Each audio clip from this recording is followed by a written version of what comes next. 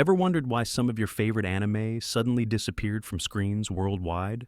From gory horror films hand-drawn in isolation to high school demons deemed too hot for TV, these 12 banned anime series will shock you with their wild controversies. Did you know one popular anime caused over 600 seizures in a single day? Or that another was declared a national crime by an entire government? Let's dive into the most insane anime bans of all time, where entertainment meets outrage and artistic freedom clashes with cultural values. Midori, global horror ban. Easily the most disturbing entry on our list, Midori, also known as Shoujo Tsubaki or Mr. Arashi's Amazing Freak Show, has been banned globally, and for good reason. This 1992 horror anime follows a young orphaned girl who joins a circus, only to face unimaginable cruelty and abuse at the hands of the circus performers. The film's graphic content was so extreme that most copies were destroyed after screenings, with audiences reportedly leaving theaters traumatized.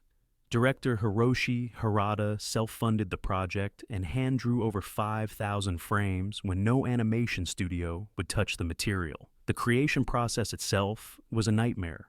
Harada spent years working in isolation, sacrificing his health to complete what many consider the most controversial anime ever made.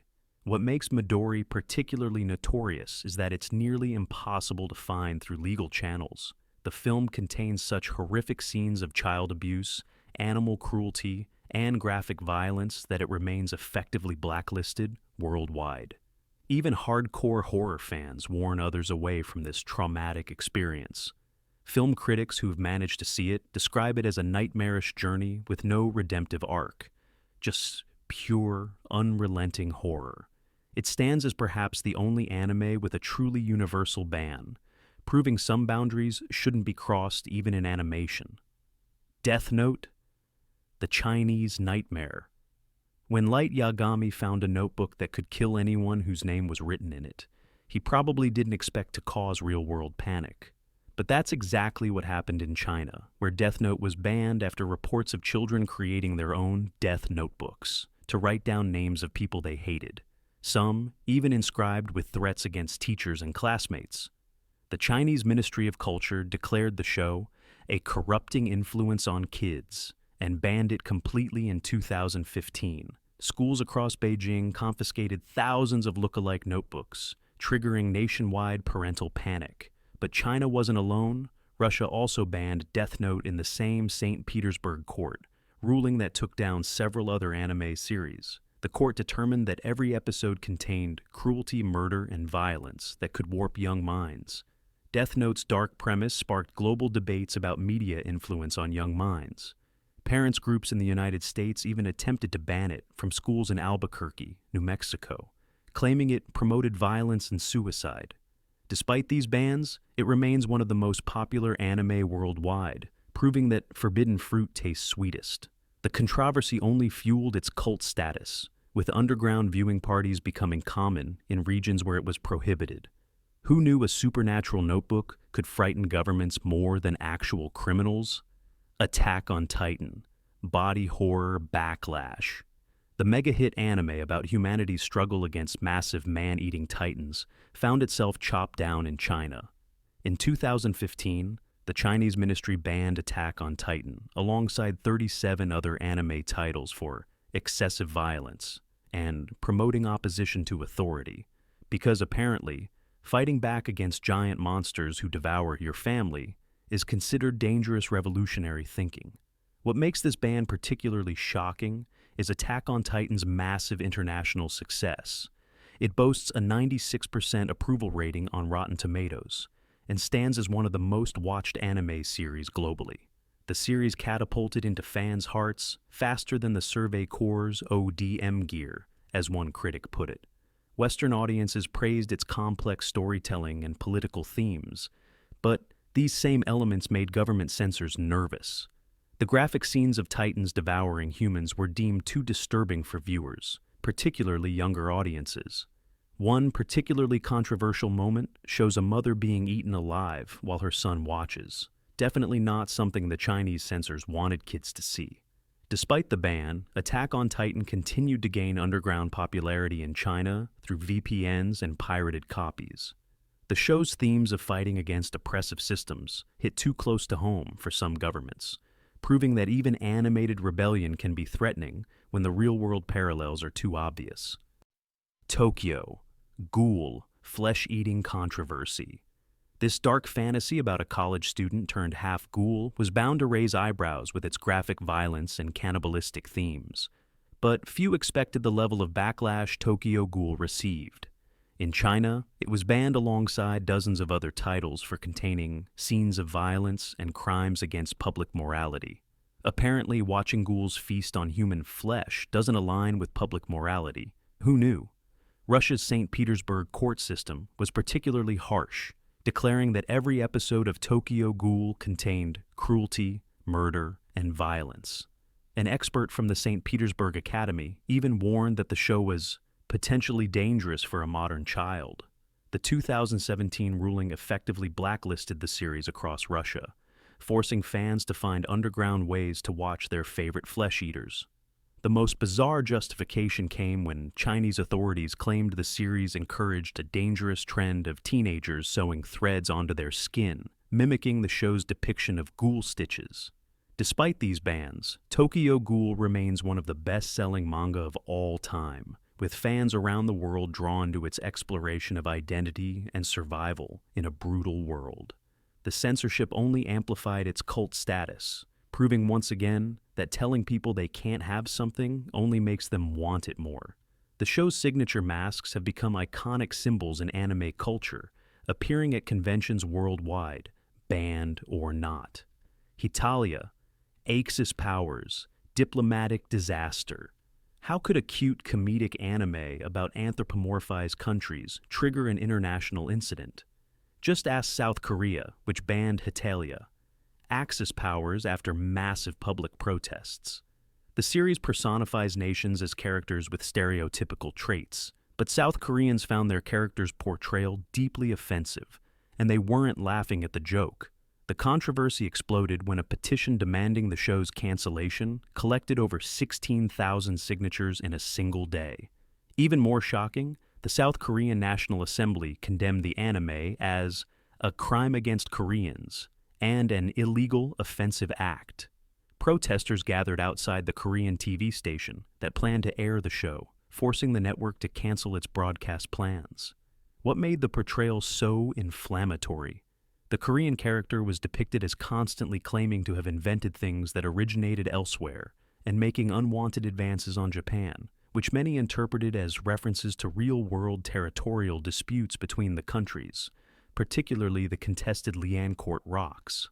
One scene showed Korea grabbing Japan's breasts in what critics saw as a crude metaphor for land disputes. Due to this diplomatic nightmare, the Korean character was completely removed from the anime adaptation. For 13 years, the character didn't appear in any official material until finally returning in 2021. Talk about international relations gone wrong. The Hatalia controversy demonstrates how anime can inadvertently trigger historical traumas and inflame real-world tensions. High School DXD, Too Hot for New Zealand. This supernatural action comedy follows Issei Hyodo, who gets killed on his first date only to be resurrected as a devil. But it wasn't the demonic themes that got High School DXD banned in New Zealand. It was the excessive fan service featuring its young cast, with scenes so suggestive they made censors reach for the emergency shutdown button. New Zealand's Office of Film and Literature Classification ruled the series objectionable on the grounds that it encourages and legitimizes the pursuit of young people as viable adult partners.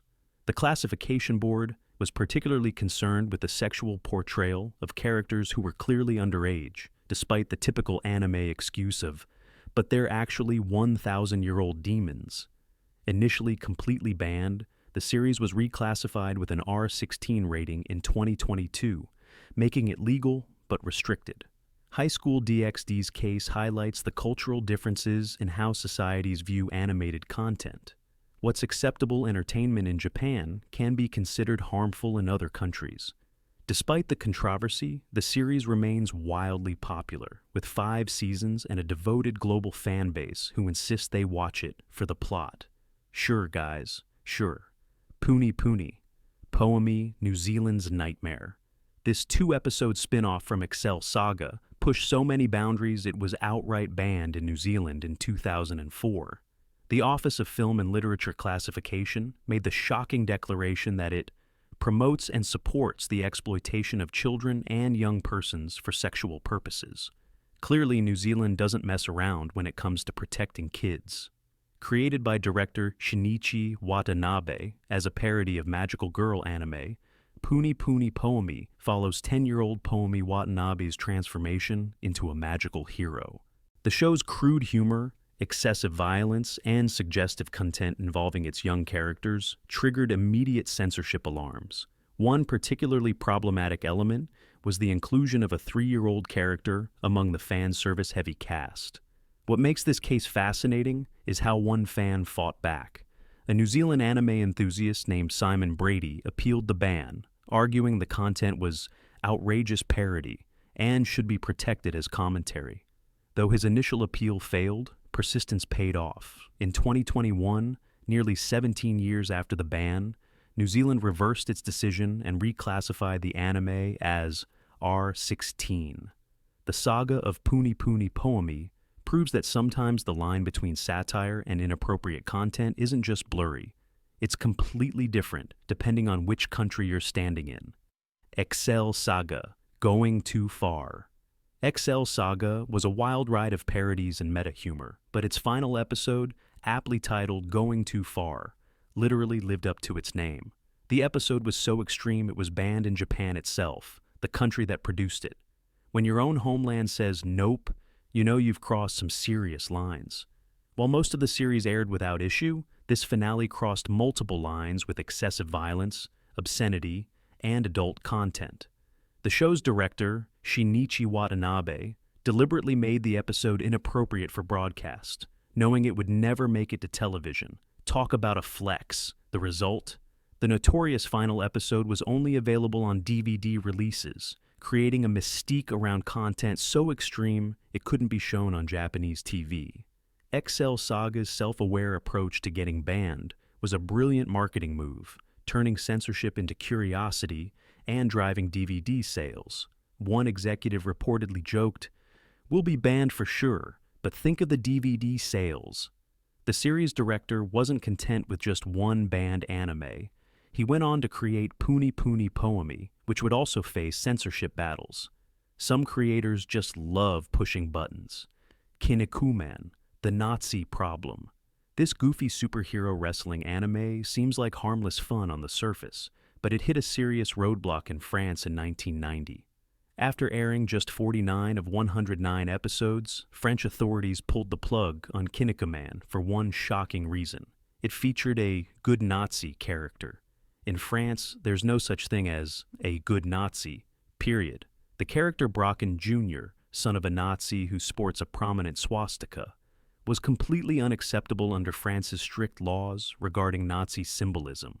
While Japanese audiences might have seen this as just another colorful villain-turned-ally trope, for Europeans who lived through the horrors of World War II, such casual use of Nazi imagery was deeply offensive.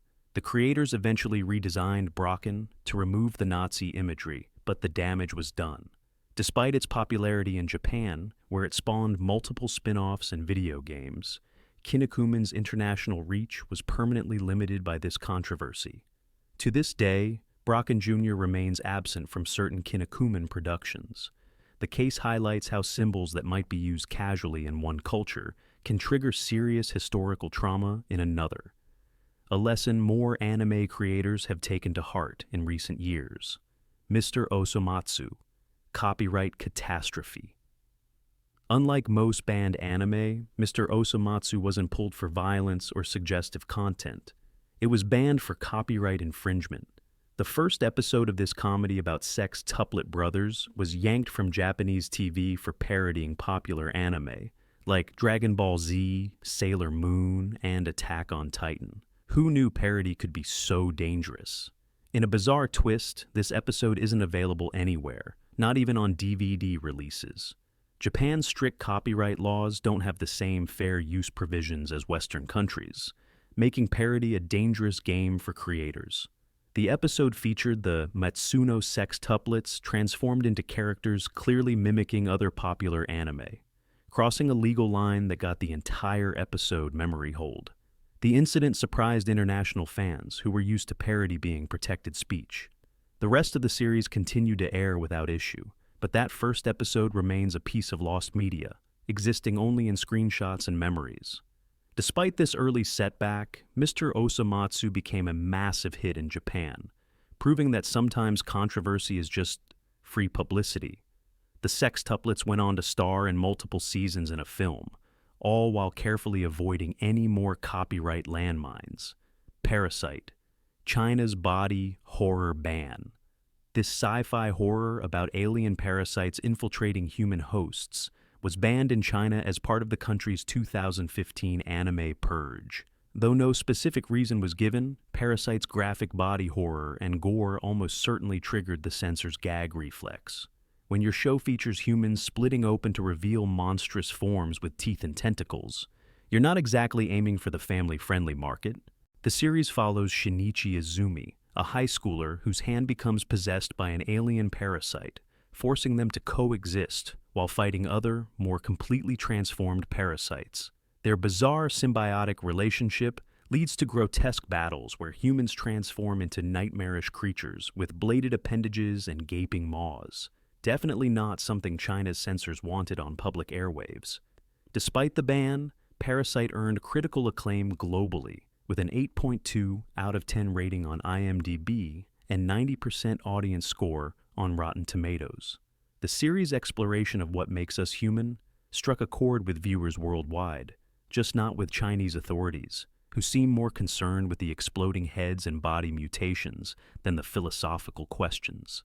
Horror fans particularly praise the series for its genuine scares and psychological depth, making China's loss everyone else's gain. Psychopath's anti-authority alarm. This dystopian cyberpunk thriller about a society where people's criminal tendencies are measured and monitored was banned in China for its themes of rebellion against controlling systems. Set in a future where a computer system judges citizens' potential to commit crimes, Psychopath asks uncomfortable questions about authority and freedom that hit way too close to home for Chinese censors.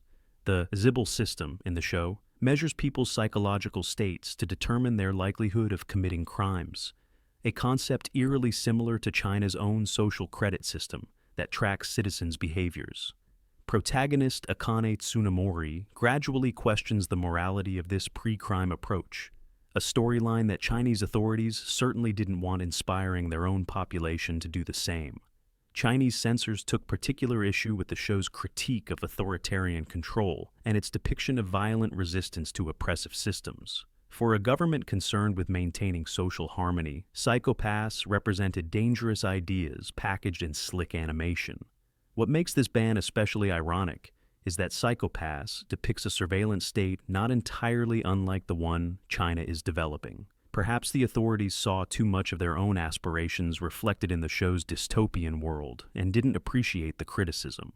Despite the ban, Psychopaths continued to release new seasons internationally, cementing its status as one of the most thought-provoking anime of the modern era. From hand-drawn horror that traumatized audiences worldwide to dystopian futures too close to reality for comfort, these banned anime show just how powerful animation can be in triggering real-world outrage. But what do you think? Are these bans justified protection or ridiculous overreaction? Would you risk watching Midori if you had the chance? Or is some content better left banned? And here's a wild thought to leave you with. Could the very anime that's freely available in your country right now be banned tomorrow?